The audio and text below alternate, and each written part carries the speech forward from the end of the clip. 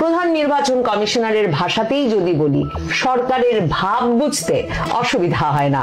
আপাতত সরকারের ভাব আমি যতটুকু বুঝেছি তাতে বুঝছি নির্বাচন এপ্রিলের আগে অনুষ্ঠানের কোনো সত্যিকার তাগিদ বা প্রকৃত ইচ্ছা ডক্টর মোহাম্মদ ইউনূস সরকারের নেই।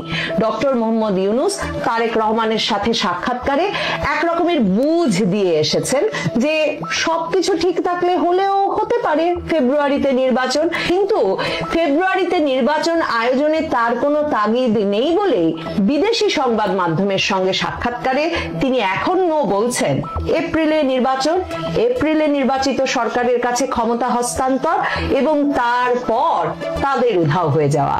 তবে ডক্টর মোহাম্মদ ইউনূসের কথা সপ্তাহে সপ্তাহে যেভাবে বদলায় তাতে আমারও প্রেস সচিব শফিকুল আলমের মতো বলতে ইচ্ছা করে জানুয়ারিতেও হতে পারে, ফেব্রুয়ারিতেও হতে পারে, মার্চেও হতে পারে, এপ্রিলেও হতে পারে, মেতেও হতে পারে, জুনেও হতে পারে, আবার কখনোই নাও হতে পারে।